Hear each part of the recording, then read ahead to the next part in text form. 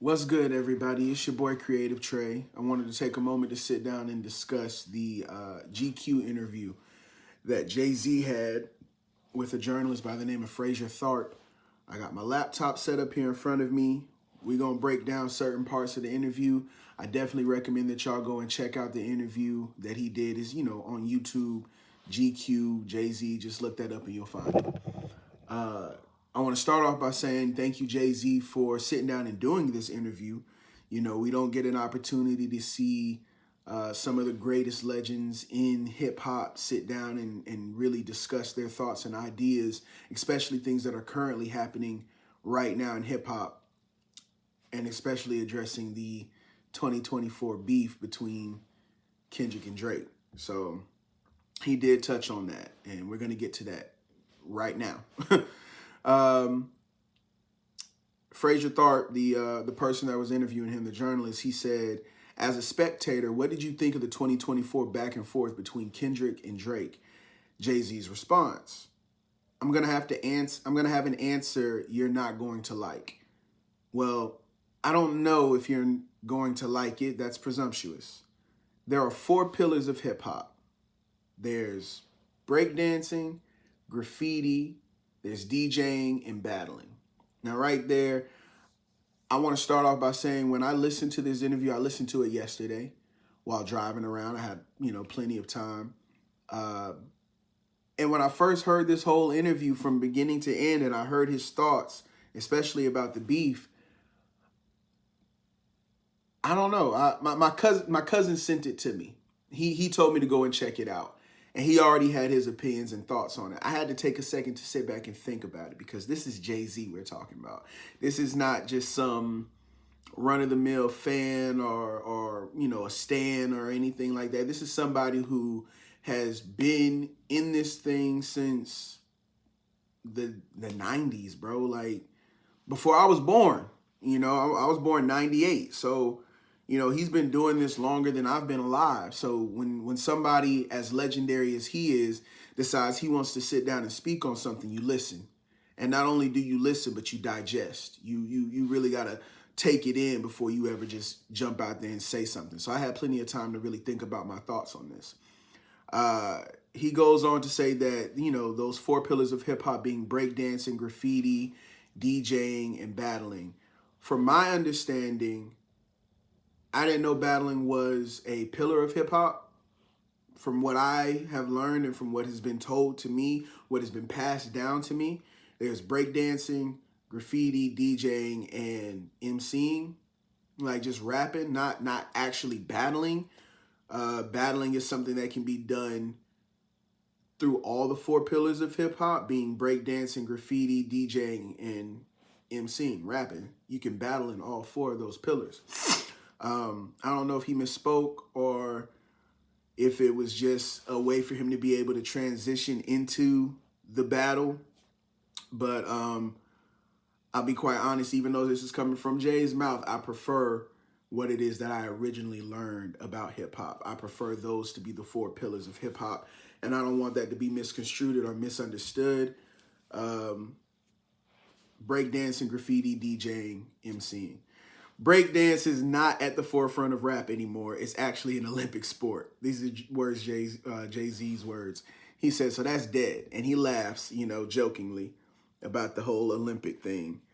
Graffiti, beautiful in certain places. It's not part of hip hop. The DJ was in the forefront. It was Jazzy Jeff and the Fresh Prince, Eric B. and Rakim. You don't even know the DJ for half of the artist anymore. And the last pillar is battling. We love the excitement and I love the sparring, but in this day and age, there's so much negative stuff that comes with it that you almost wish it didn't happen. Frazier Tharpe, the person who was interviewing Jay-Z, he was like, really? Jay-Z says, now, people that like Kendrick hate Drake, no matter what he makes. It's like an attack on his character. I don't know if I love that. I don't know if it's helpful to our growth where the fallout lands, especially on social media. Now, I want to start off by saying I kind of agree I agree and I disagree with everything that Jay-Z is saying. I had mixed feelings, bro. I'll be honest. I was that's why I said I had to sit with it. I had to process it and really think about what it is he was saying and how it made me feel. Um, I do believe that social media in today's age is wilding. Social media goes crazy. You can see, just to step away from rap and from hip hop and from this interview just for a quick second, just a quick little side note. A woman can go on a date with a guy and the date not go well, and you'll have people jump in the comment sections talking about she needs to die and I hope she gets SA'd and all of these types of things, bro. All of this crazy shit that people will say on the internet just because they're behind a little screen that they can use their thumbs and get their thoughts off. Thoughts that they probably would never say to a person directly to their face. So social media already is just trash. A lot of thoughts and a lot of things that are said on social media are trash. I stand by that. Social media does have its good sides. It does have its good lights, just like everything. I don't think anything is completely terrible. I don't think anything is completely good. But people on social media definitely go crazy. The stands, you know what I'm saying? People who probably ain't never listened to a full Kendrick album jumping on the internet just to say something. Part of that, though, of course, is due to the fact that you're going to get some engagement. You know what I'm saying? So in this day and age where everybody's trying to find their niche and find a way to get some attraction to their pages, to their social media pages, you know, what's popular? What's hot right now? What is everybody talking about? They talking about how Kendrick just whooped Drake's ass in a rap battle. Bet. Let me go ahead and talk about Kendrick. Let me talk about Drake. Let me put my thoughts on the internet. Let me not digest. Let me not process. Let me just speak. Because if I'm the first to say it, I'm going to be the first to get viewed. And that has definitely caused a huge problem in social media, not just within hip hop, but social media in general. Because if you can be the first to talk about anything, people going to want to sit down and talk. So yeah. Frazier Tharpe then says, are you talking about like the Stan armies fighting? Jay-Z says, it's too far. It's bringing people's kids in it. I don't like that. I sound like the old guy wagging his finger, but I think we can achieve the same thing as far as sparring it with music, with collaborations, more so than breaking the whole thing apart. It could stand it before because there was no social media. You had the battle and it was fun, and then you moved on. Right now, I don't know if it could stand it with the technology that we have. Now, this is coming from somebody, we all know about the Nas versus Jay-Z, feud and the beef that they had between each other, and Jay-Z going on radio and apologizing for Super Ugly. Look, once again, Jay-Z's been in this thing for a long time. That's the reason why I had to sit with this for a moment and really think about it. Hip-hop's been around, I want to say, and correct me if I'm wrong, 1973. I tried to give. I know it's in the 70s. That's when it started. But I'm still a little young dude. But with that being said, hip hop's been around for over 50 years, bro. You can't expect things to change and evolve over time. That's just how things go. That's naturally. Anything that starts one way, 50, 100 years from now is not going to be the same way it started. Things are going to evolve. Things are going to grow. Things are going to change. Just speaking about social media alone, I remember when, with Instagram, one, you wasn't posting no damn reels. You were posting pictures. And you were seeing the things that people you followed or people that followed you, I could see their posts. Now, when I jump on Instagram, I'm catching up with friends from high school, seeing posts from them that I haven't seen them post anything in years. And I'm like, yo, wait, when did you have a kid? When did you do this? And then I go to their Instagram and look at their page. They've been posting this whole time. But the Instagram, the algorithm and all of that stuff just doesn't feed it to me. I'm missing out on friends and relationships with people that I've had years ago that I don't even get a chance to see them on social media to be able to connect with them. Like, it just never crossed my mind because I don't see them. So everything evolves, everything changes in time. With that being said, I think that's one of the reasons why you really got to listen to what Jay-Z's saying and process it, because he's somebody that's been in this thing for so long. He's did his dirt. You know what I'm saying? He's said some things on a record that, you know, he's had time to really reflect over, to be able to then give his opinion on how he feels about those things right now. So with that being said, I want to start off by saying social media is wilding. He goes on further to say, Frazier Tharpe says, do you think it's because it takes up so much oxygen? Jay says, it takes up so much oxygen. It's like trying to tear down people's lives. I don't know if it's worth it at this point. I love the idea that we got so much music in such a short period of time. Just everything around it was like, man, this is taking us a couple steps back. We've just grown so much. I guess I'm going to say it. I don't know if battling needs to be part of the culture anymore. We grew from breakdancing. We love graffiti. Before, the MC's job was to bring attention to the DJ. I want to hear what the rapper is saying. Now, the last pillar is battling, and these are all the things that come with it. I hate that I have this point of view on it. I do, because I know what it sounds like. It is just how I feel about it. There's clearly an agenda to silence voices in our community, a heavy right-wing agenda. Jay said later in a text, and the culture is happily playing along in the name of this insane thirst of stan culture to have something on the other side. We are in a strange time. I'm curious as to how this plays out. Now, I'm reading the interview just to clarify and let it be known. I'm reading the interview off of GQ on their website. That's why it says that Jay-Z later said in a text. So some of the things that you're hearing in certain parts of what it is that I'm reading to you is not said in the interview. It's something that is said later on in the text to clarify certain thoughts of his. But to jump back into the beef, I'm just going to go ahead and wrap this up because I've got some place that I got to go. But here were my takeaways. I wrote them down over here so I could remember what it is I had to say. I don't think that battling is something that should be taken away from hip hop. I think competition can be healthy. I think competition can help people grow. The whole adage of iron sharpens iron. I think a lot of people just need to learn how to take an L. Learn how to take your L's. Learn how to bow out gracefully. I'm going to use a quick little example of something that happened personally in my life. And this just happened a few days ago, but it's just how my mind works. I'm out playing basketball. I'm hooping. While I was hooping, it was just on the court. It was me and two other guys. We decided to play to 21. You know, every man for himself. Let's go for it. During this game, my shot was falling. I was doing good. I got a jumper on me. I've always had a jumper on me. So my shot's falling.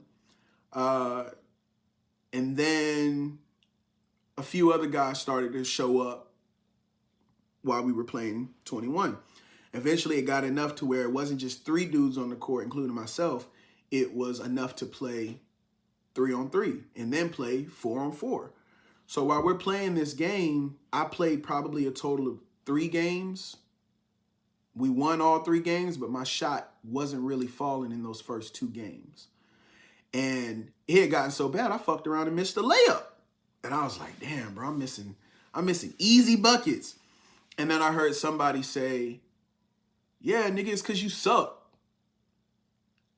I know a lot of people's mindsets would go straight to, man, fuck you, bro. Da, da, da, da. They cuss that person out, and then you get a whole little fight going. But I told him, I was like, yeah, I know. That's why I said I'm missing all these goddamn easy shots. I suck right now. Don't worry, though. I'm going to get my shit together.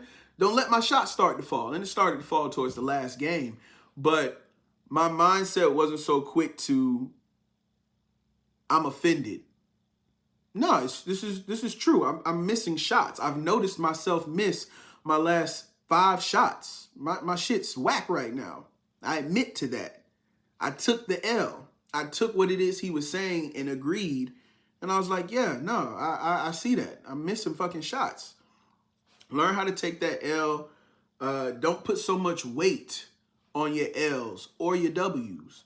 You know what I'm saying? They don't make who you are. You know what I'm saying? It's definitely good to celebrate your wins, but if you lose, bro, you lose. It is what it is. If anybody were to challenge me to anything, at least this is how I was raised with it.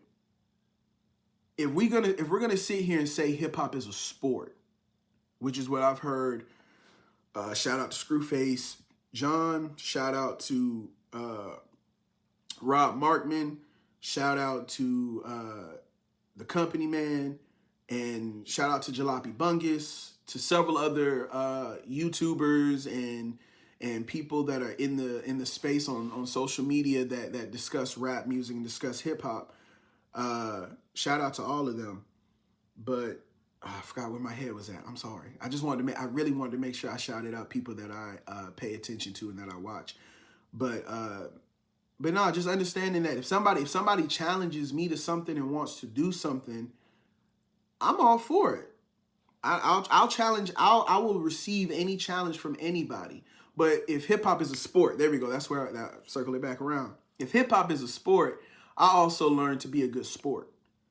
If I'm playing basketball against somebody and I end up losing at the end of the day, it's still, hey, GG's, good game, bro, good game, good game, good game. And then I'm out. That's the reason why when I think about basketball and my history on basketball, the things that really stick out to not only myself but to a lot of people was when Michael Jordan finished whooping the Detroit Pistons ass back in the early 90s, and Isaiah Thomas and them boys got up out of there. They didn't want to shake no hands. They didn't want to dap up. You was whooping Michael's ass in the 80s, but now when Michael and Pippen and them boys was finally figuring shit out, you don't want to be a good sport no more. And that's the shit that gets talked about. That's what elevates a loss into something that gives the media attention. If that shit had happened today, social media would have been all over their ass. It really would have been. And then the last thing I would say is this: celebrate all wins, not just your win, all wins. So if I take an L, obviously I'm not wearing this L on my chest. I'm not proud of it. You know, I'll take my loser trophy. I'm gonna take it with me. I'm gonna throw that bitch in the closet somewhere and let it collect dust. But it's still my L. I still have to take it. I still have to receive that. And then when I say celebrate all wins, I'm not talking about just celebrating your own wins.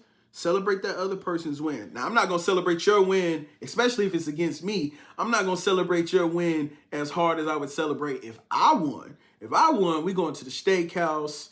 We getting, we getting filet mignon. You know what I'm saying? We getting all the good food, all the sides, all the drinks. I'm having a good time.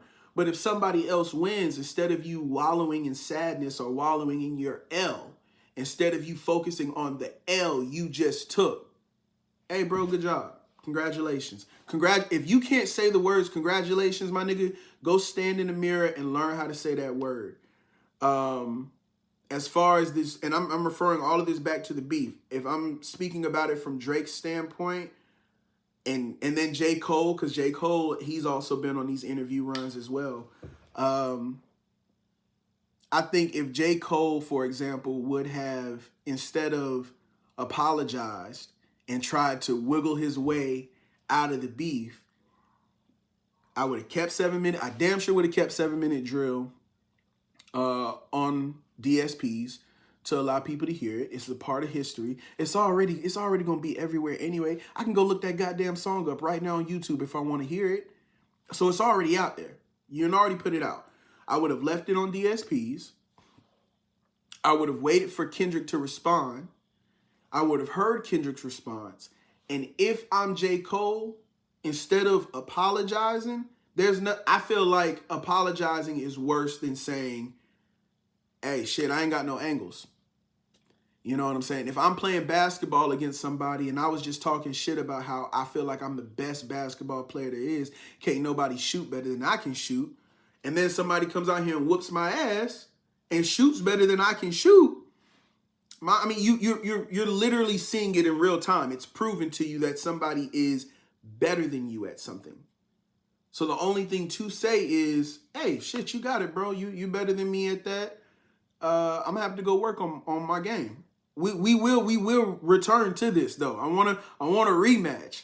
But I'm not finna sit here and be like, man, let me try to find an excuse as to why I'm still better than you though. No, the fuck you're not. It's just been proven that you don't have any angles. If you don't have any angles and you don't have anything that you can say, which, I mean, and we're not finna get into it in this video, but there were other angles that Jay-Z could have taken besides just shitting over Kendrick Lamar's entire discography. There were other angles that he could have taken. You just didn't know any. You didn't know what those angles were. You didn't know how to attack it. Bro, just say that. Say that besides just saying, all right, I'm gonna back out. I'm gonna back out, y'all. I apologize. Nah, wait for that ass whooping to come. And when that ass whooping comes, then you say, hey, bro, you got it, bro. You got it. You done showed me. You showed me something that I wasn't expecting. I thought I had it, but you got it. So congratulations to that. And, you know, you just keep moving, man. You keep moving forward. Take your L to the house. Throw that bitch in the closet. Let it collect dust. Because we're not wearing L's on our chest. I'm not saying be proud of your L and wear it, you know, proudfully. But you got to accept it. And every single time in my life where I've been able to accept the fact that in this moment, and that's the key part, in this moment, somebody has proven that they're better than me at something, and I've accepted that, the person that has been better than me has always said, hey, bro, if you just do this, you'll get better at it. Or, like, you just got to work on this part. It's always been some kind of mutual respect. And in some cases, niggas have even tried to help me improve in those certain areas. Because at the end of the day, I'm willing to admit and be real and be honest with myself and be honest with what it is that's in front of me. I feel like Drake should have just been like, shit, I ain't got nothing to say. I ain't got nothing to say. If he would have, instead of dropping that Heart Part 6 bullshit where he was like, it was a song I probably could have danced to, and when he was talking about Not Like Us, bro, if he would have just jumped on Instagram or you know, because he loves Instagram, if he would have just jumped on Instagram and said, hey, that Not Like Us shit is a bop, I ain't gonna lie. I mean, you know, you bullshitting, but I can't lie. The shit is catchy. You got it, bro. You got it. I don't have any rebuttal. I don't have anything to say. You got it. It is what it is. You know what I'm saying? Not every single, because if you notice, Kendrick didn't respond to the Heart Part 6. Kendrick didn't respond to Joey Badass. He didn't go and be like, oh, I gotta go make a track for him now too. No, not every single time that somebody says something to you, or every single time you take a L, or every single time that happens, do you have to respond? Sometimes your response can just be shit. Hey, I'll take the L on this one, y'all. It is what it is. Give me my L. I'm gonna take it. You'll never see this fucking L again. You'll never see this bitch again. You'll never see this. Because I'm finna throw this in the closet. But you can see me with it right now. I got it. I'm gonna take it. We're gonna throw that in the closet. Congratulations on your win, bro. It is what it is. So celebrate all wins. Big ups to those that take their wins. That's the reason why I can't accept what it is Jay-Z was saying as far as there should be no more battles. You know, I think sometimes battling can be done in a good way. Battling can be done, like, for instance, I didn't hear this, and I'm really going on a tangent right now, so I apologize. But when I hear niggas from LA, these are the first people that I've heard say this shit. And it wasn't the first time I felt this way, but it's the first time that I had heard somebody else say it. I heard LA niggas say, I want to, you know, they would want to fight somebody just to see where their hands is at. I just want to see where your hands are at. And it clicked to me because I was like, okay, cool. I know I'm not tripping, because I be wanting to do the same shit sometimes with my homeboys. Not because I'm mad at you, not because you pissed me off. Not because I want to beat your skull in. I just want to see where your hand's at.